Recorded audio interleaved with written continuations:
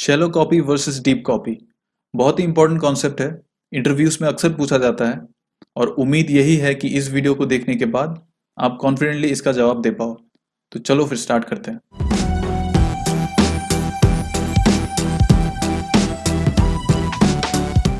तो सबसे पहले एक क्लास बना लेते हैं जिसका नाम मैं दूंगा स्टूडेंट, और इस क्लास के अंदर एक फील्ड ऐड करते हैं इंट रोल नंबर। ठीक है, और साथ ही एक और क्लास बना लूंगा जो कि होगा हमारा टेस्ट स्टूडेंट। तो अब यहाँ पर सबसे पहले हम क्या करेंगे, उस स्टूडेंट का ऑब्जेक्ट बनाते हैं student obj1 equals new student. अब उसके अंदर जो रोल नंबर है उसको इनिशियलाइज करते हैं obj1 डॉट रोल नंबर। तो एक वैल्यू दे देता हूं जैसे कि 1। अब इसी चीज को हम यहाँ पर प्रिंट करके देखते हैं obj1 डॉट रोल नंबर। तो अब अगर मैं इसे रन करूं तो यहाँ पर हम देख सकते हैं 1, जो कि हमारा रोल नंबर फील्ड का वैल्यू था। तो मान लो अगर मुझे इस ऑब्जेक्ट को कॉपी करना हो तो जैसे स्टूडेंट obj2, तो सबसे सिंपल अप्रोच जो दिमाग में आता है वो है obj1। तो इस तरह कॉपी करना, और यहाँ पर अगर मैं obj2 को भी अगर प्रिंट कर लूँ, यहाँ पर obj2 का रोल नंबर अगर हम प्रिंट करें और इसको अगर मैं रन करूँ, दोनों में सेम वैल्यू डिस्प्ले कर रहा है क्योंकि ये कॉपी हुआ है तो एक ही वैल्यू रहेगा दोनों में। ठीक है, लेकिन अगर मान लो यहाँ पर मुझे obj2 का रोल नंबर चेंज करना हो इक्वल्स मान लो 5, तो अब अगर मैं सेव करके रन करूं तो यहाँ पर हम देख सकते हैं वो दोनों में चेंजेस रिफ्लेक्ट हो रहे हैं। तो मैं obj2 में चेंज कर रहा हूं तो 1 में भी रिफ्लेक्ट हो रहा है। तो ऐसा क्यों हो रहा है? ऐसा इसलिए हो रहा है क्योंकि यहाँ पर हमने रेफरेंस कॉपी का यूज किया है। तो यानी कि obj1 जो कि एक ऑब्जेक्ट को रेफर कर रहा था, तो उसी रेफरेंस को हमने यहाँ obj2 में कॉपी किया है। तो अल्टीमेटली अब obj1 और 2 दोनों एक ही ऑब्जेक्ट को रेफर कर रहे हैं, और इसीलिए अगर मैं किसी भी एक रेफरेंस पे चेंज करूँ तो वो दूसरे के लिए रिफ्लेक्ट होगा। तो ये था रेफरेंस कॉपी अप्रोच, जहां पर हम ऑब्जेक्ट का रेफरेंस को कॉपी कर रहे हैं और ना कि उस ऑब्जेक्ट को। तो अब अगर हम चाहते हैं कि हमारा दोनों ऑब्जेक्ट इंडिपेंडेंट रहे, यानी कि अगर मैं एक पे चेंज करूं तो वो दूसरे पे रिफ्लेक्ट ना हो, तो उस केस में हमें ऑब्जेक्ट कॉपी का यूज करना पड़ेगा। तो शैलो कॉपी और डीप कॉपी दोनों ही ऑब्जेक्ट कॉपी के तरीके हैं। तो सबसे पहले हम शैलो कॉपी को समझते हैं। तो शैलो कॉपी के केस में क्या होता है, अगर हम अपने क्लास में जाए तो यहाँ पर जो हमारे पास वेरिएबल है इसका जो टाइप है इंट, वो एक प्रिमिटिव डेटा टाइप है। तो इस पॉइंट को नोट करना, प्रिमिटिव, इस पर वापस आएंगे हम। तो इस क्लास का जब हम शैलो कॉपी करेंगे तो उस केस में क्या होगा, वो जो नया ऑब्जेक्ट बनेगा तो उसमें जो फील्ड्स होंगे, जैसे कि अभी यहाँ पर हमारे पास फील्ड है रोल नंबर, तो उस नए ऑब्जेक्ट में इस फील्ड का वैल्यू कॉपी हो जाएगा और दोनों फील्ड्स इंडिपेंडेंट रहेंगे। यानी कि उस नए ऑब्जेक्ट के रोल नंबर पे अगर मैं कुछ चेंजेस करूं तो वो पुराने ऑब्जेक्ट के रोल नंबर पे रिफ्लेक्ट नहीं करेगा। तो अब शैलो कॉपी को इम्प्लीमेंट करते हैं। यहाँ पर हम क्लोन मेथड का यूज करेंगे। तो किसी भी ऑब्जेक्ट पे हम जब क्लोन मेथड कॉल करते हैं तो डिफॉल्ट इम्प्लीमेंटेशन के हिसाब से हमें वो शैलो कॉपी ही रिटर्न करता है। तो क्लोन मेथड यूज करके हम इजीली शैलो कॉपी अचीव कर सकते हैं। तो इसी चीज को इम्प्लीमेंट करते हैं। तो क्लोन मेथड को यूज करने के लिए हमें दो चीजों का ध्यान रखना है। सबसे पहला कि हमारे क्लास को क्लोनेबल इंटरफेस को इम्प्लीमेंट करना पड़ेगा, और दूसरा कि हमें अपने क्लास में क्लोन मेथड को ओवरराइड करना पड़ेगा जो कि ऑब्जेक्ट क्लास में प्रेजेंट है। तो अपने क्लास में ये दोनों चेंजेस करते हैं। सबसे पहले इम्प्लीमेंट्स क्लोनेबल, और उसके बाद यहां पर हम ओवरराइड करेंगे क्लोन मेथड।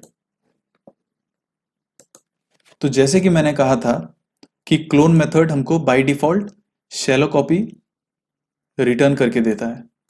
तो इस कोड के थ्रू हमें अपने ऑब्जेक्ट का शैलो कॉपी मिलेगा। तो अब हम अपने टेस्ट क्लास में वापस जा सकते हैं और यहाँ जाकर यहाँ पर हमने जो देखा था लास्ट टाइम कि रेफरेंस कॉपी करने के बाद यहाँ पर हम जब obj2 में चेंजेस कर रहे थे तो वो obj1 को भी रिफ्लेक्ट कर रहा था।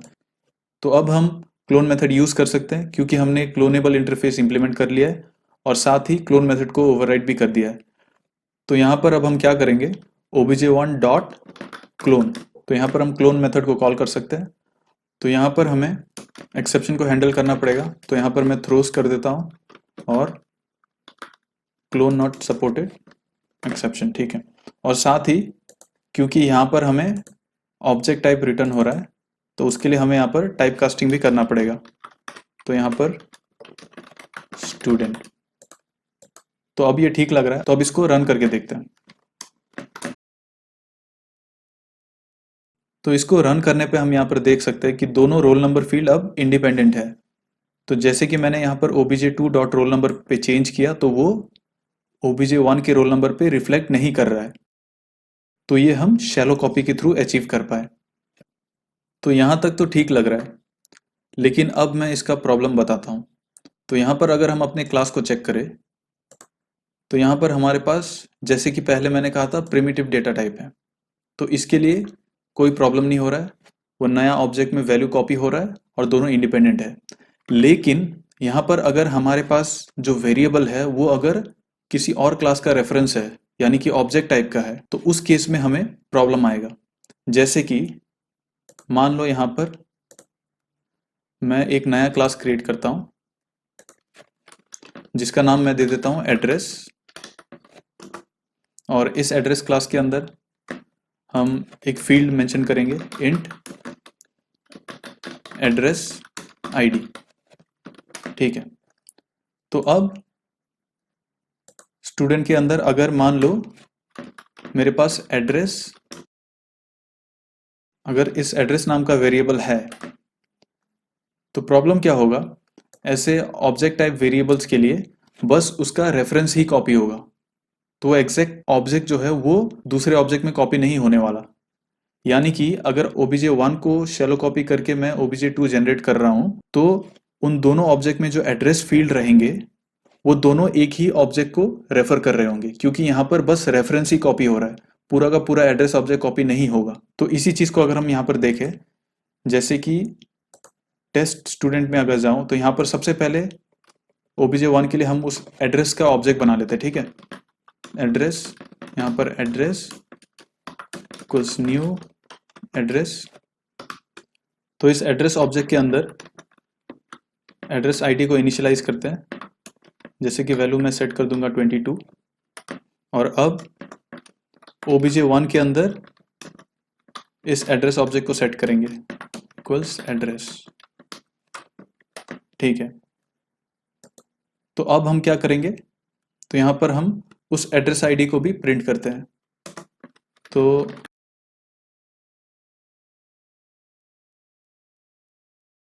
यहाँ पर हमने दोनों को प्रिंट करा दिया है। अब मैं अगर इसे रन करूँ तो यहाँ पर हम देख सकते हैं दोनों के लिए एड्रेस आईडी का वैल्यू 22 ही बता रहा है। तो अब एक काम करते हैं, ये जहाँ पर हमारा क्लोन हुआ है उसके बाद मैं एक काम करता हूँ, obj2 डॉट एड्रेस आईडी, तो मतलब obj2 का एड्रेस आईडी अगर मैं चेंज करूँ तो एड्रेस आईडी मैं कर देता हूँ मान लो 39। तो अब अगर मैं इसे सेव करूँ तो फिर क्या रिजल्ट आएगा देखते हैं। तो यहाँ पर हम देख पा रहे हैं कि ये जो 39 हमने चेंज किया वो दोनों के लिए रिफ्लेक्ट कर रहा है। तो obj1 के लिए भी रिफ्लेक्ट कर रहा है और 2 के लिए भी। तो जैसे कि मैंने यहाँ पर कहा था कि ऐसे ऑब्जेक्ट टाइप के वेरिएबल अगर हुए तो उस केस में बस उसका रेफरेंस ही कॉपी होता है, एंटायर ऑब्जेक्ट कॉपी नहीं होता है। तो यहाँ पर रोल नंबर के लिए हमें कोई प्रॉब्लम नहीं था क्योंकि रोल नंबर प्रिमिटिव डेटा था, तो रोल नंबर अगर हम चेंज कर रहे हैं तो वो इंडिपेंडेंटली चेंज हो रहा है। लेकिन क्योंकि ये एड्रेस ऑब्जेक्ट टाइप का है तो इसके लिए बस रेफरेंस ही कॉपी हो रहा है। तो इसीलिए यहाँ पर अगर हम obj2 में चेंज करें तो वो obj1 पे भी रिफ्लेक्ट होगा। तो शैलो कॉपी में हमें ये प्रॉब्लम आएगा। तो इस प्रॉब्लम को डील करने के लिए हम डीप कॉपी का यूज़ कर सकते हैं। तो डीप कॉपी के केस में क्या होगा, हमारे क्लास में जितने भी प्रिमिटिव फील्ड्स है वो तो कॉपी होंगे ही, और साथ ही जितने भी ऑब्जेक्ट टाइप के फील्ड है उनके भी रेफरेंसेस नहीं, पूरे के पूरे ऑब्जेक्ट कॉपी करेंगे। तो इसके थ्रू क्या होगा कि अल्टीमेटली हमारा जो नया ऑब्जेक्ट बनेगा तो वो पूरी तरह इंडिपेंडेंट रहेगा। तो यानी कि उसके अंदर अगर किसी और ऑब्जेक्ट का भी रेफरेंस हो तो भी वो इंडिपेंडेंटली काम करेंगे। तो अब हम डीप कॉपी का इम्प्लीमेंटेशन करते हैं। तो जैसे कि मैंने कहा था, क्लोन मेथड बाय डिफ़ॉल्ट हमको शैलो कॉपी का इम्प्लीमेंटेशन देगा। तो अगर हमें उसको डीप कॉपी बनाना है तो हमें यहाँ पे क्लोन मेथड के अंदर हम मॉडिफिकेशन कर सकते हैं। तो डायरेक्टली हम यहाँ पर सुपर डॉट क्लोन रिटर्न नहीं करेंगे क्योंकि ये शैलो कॉपी होगा। तो यहाँ पर मैं क्या कर सकता हूँ, सबसे पहले मैं ले लूँगा स्टूडेंट, और यहाँ पर हम क्या करेंगे, पहले तो हमको शैलो कॉपी लेना पड़ेगा। तो इसके थ्रू क्या होगा, जो भी हमारे प्रिमिटिव्स वगैरह है उसके लिए ये कॉपी कर लेगा स्टूडेंट। तो पहले हम शैलो कॉपी यूज करेंगे। अब इसके बाद जो भी हमारे ऑब्जेक्ट वाले फील्ड है, जैसे कि हमारे केस में एड्रेस है, तो इसके लिए हमको अलग से क्लोन करना पड़ेगा। तो उसके लिए क्या करेंगे, तो स्टूडेंट डॉट एड्रेस, तो यहाँ पर हम क्या करेंगे, एड्रेस डॉट क्लोन। तो हमको एड्रेस ऑब्जेक्ट का भी क्लोन करना पड़ेगा, और यहाँ पर हमें टाइप कास्ट भी करना पड़ेगा एड्रेस। तो अभी फिलहाल हमारे एड्रेस क्लास के अंदर क्लोन मेथड हमने ओवरराइड किया नहीं है, तो वो हमें करना पड़ेगा। तो यहाँ पर हम एड्रेस मेथड में जाएंगे और यहाँ सबसे पहले क्लोन मेथड को ओवरराइड करेंगे, क्लोन, और साथ ही हमको क्लोनेबल इंटरफेस को भी इम्प्लीमेंट करना पड़ेगा। तो ये दोनों स्टेप्स फॉलो करते ही हमारा ये क्लास क्लोन के लिए एलिजिबल हो जाएगा। तो अब हम वापस स्टूडेंट क्लास में जाते हैं। तो यहाँ पर अब हमें एरर नहीं दे रहा है। तो अल्टीमेटली यहाँ पर हमने क्या किया है कि तो पहले स्टूडेंट का शैलो कॉपी बनाया। अब इसमें जो भी ऑब्जेक्ट रेफरेंस वाले फील्ड्स थे उनके लिए क्या करना पड़ेगा, हमें उनके लिए अलग से क्लोन करना पड़ेगा। तो इसके थ्रू हमको डीप कॉपी मिल जाएगा इस ऑब्जेक्ट का। तो अल्टीमेटली मैं क्या करूँगा, यहाँ पे सुपर डॉट क्लोन को हटा के यहाँ पर मैं इस ऑब्जेक्ट को रिटर्न कर दूंगा। और जैसे मैं इसको सेव करूँ यहाँ पे, अब वापस जाएंगे हमारे टेस्टिंग क्लास पे। तो यहाँ पर जैसे कि हमने वैल्यू चेंज किया था ना, अब इसको बस रन करना है हमें। तो जैसे ही मैं इसको रन करूँ तो यहाँ पर हम देख सकते हैं obj2 के एड्रेस आईडी चेंज होने पर obj1 पे उसका कोई इम्पैक्ट नहीं है, यानी कि दोनों अब इंडिपेंडेंट ऑब्जेक्ट्स हैं। तो डीप कॉपी यूज करके हम ये अचीव कर पाए। तो वापस एक बार डीप कॉपी देख लेते हैं कि हमने क्या किया। यहाँ पर सबसे पहले हमने शैलो कॉपी का यूज किया है, तो इसके थ्रू हमें शैलो कॉपी मिल जाएगा। अगर मैं इसी स्टूडेंट ऑब्जेक्ट को यहाँ पर रिटर्न कर दूँ तो वो शैलो कॉपी रहेगा, लेकिन डीप कॉपी के लिए हमको ये एडिशनल स्टेप यहाँ पर करना पड़ा, क्योंकि अगर हम ये नहीं करेंगे तो वो फिर वो जो एड्रेस ऑब्जेक्ट रहेगा वो बस रेफरेंस ही कॉपी होगा।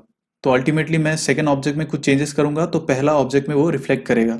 तो इसीलिए हमने यहाँ पर उस ऑब्जेक्ट को भी, पूरे के पूरे ऑब्जेक्ट को भी कॉपी कर लिया। तो अब हमारे पास फाइनली एक डीप कॉपी वाला आउटपुट है।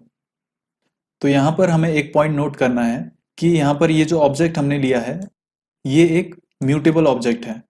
तो म्यूटेबल ऑब्जेक्ट का मतलब है कि अगर हम उस ऑब्जेक्ट के कंटेंट पे कोई मॉडिफिकेशन करें तो वो एक नया ऑब्जेक्ट क्रिएट नहीं करेगा। तो ऐसे ऑब्जेक्ट्स के लिए हमें डीप कॉपी करना ज़रूरी है। लेकिन अगर यहाँ पर मेरे पास इम्यूटेबल ऑब्जेक्ट्स रहते, जैसे कि स्ट्रिंग हो गया या फिर कोई रैपर क्लास हो गया, जैसे इंटीजर हो गया, उस केस को हम शैलो कॉपी के थ्रू भी हैंडल कर सकते हैं। उसके लिए हमें डीप कॉपी की ज़रूरत नहीं है, क्योंकि इम्यूटेबल मतलब क्या है कि अगर हम उसके कंटेंट पे कोई चेंज करें तो वो एक नया ऑब्जेक्ट क्रिएट कर लेगा। तो यहाँ पर हमारा प्रॉब्लम क्या था कि हम जब ऑब्जेक्ट का वैल्यू चेंज कर रहे थे तो वो पुराने ऑब्जेक्ट पे भी वो रिफ्लेक्ट कर रहा था। तो इम्यूटेबल ऑब्जेक्ट्स के केस में क्या होता है, जैसे ही हम उसके कंटेंट को चेंज कर लेंगे तो वो एक नया ऑब्जेक्ट क्रिएट हो जाता है। तो उस केस में जो पुराना ऑब्जेक्ट था उस पर कोई इम्पैक्ट नहीं होने वाला। तो इसीलिए यहाँ पर अगर हमारे पास इम्यूटेबल वेरिएबल्स होते तो उस केस में हमें डीप कॉपी की ज़रूरत नहीं होती, हम शैलो कॉपी के थ्रू भी उसको हैंडल कर सकते हैं। अगर हमें चेक करना है तो हम यहाँ पर एक स्ट्रिंग वेरिएबल ले सकते हैं और टेस्ट क्लास में जाके वापस उसको इनिशियलाइज वगैरह कर सकते हैं, यहाँ पर चेक कर सकते हैं। यहाँ क्लोन मेथड में हमें कोई चेंजेस करने की ज़रूरत नहीं है, बाय डिफ़ॉल्ट वो चल जाएगा। तो फाइनली अगर समराइज़ करना हो तो शैलो कॉपी के केस में क्या होगा कि जितने भी हमारे मेंबर्स हैं वो सारे के सारे कॉपी हो जाएंगे, लेकिन अगर हमारे क्लास के अंदर किसी और क्लास का रेफरेंस है तो उस केस में उस वेरिएबल का बस रेफरेंस ही कॉपी होगा, पूरा का पूरा ऑब्जेक्ट कॉपी नहीं होगा। तो अगर हम चाहते हैं कि उस ऑब्जेक्ट को भी कॉपी किया जाए तो उस केस में हमें डीप कॉपी का यूज़ करना पड़ेगा। तो डीप कॉपी में क्या होता है कि जितने मेंबर्स है वो सारे तो कॉपी होंगे, भले ही हमारे पास किसी और क्लास का रेफरेंस वेरिएबल हो, उसका भी रेफरेंस नहीं, उसका पूरा का पूरा ऑब्जेक्ट कॉपी होगा। और अल्टीमेटली दोनों ऑब्जेक्ट्स पूरी तरह इंडिपेंडेंट होंगे, यानी कि अगर एक में चेंज करूंगा तो वो दूसरे पे रिफ्लेक्ट नहीं होगा। और साथ ही क्लोन मेथड जो है वो by default shallow copy return करता है। अगर हमें डीप कॉपी इंप्लीमेंट करना है तो हमें फिर क्लोन मेथड के अंदर जाके हम अपना कोड मॉडिफाई कर सकते हैं और वहाँ से एक डीप कॉपी रिटर्न करवा सकते हैं। तो उम्मीद करता हूँ आपको समझ आया होगा। तो मिलते हैं अगली बार। Thank you.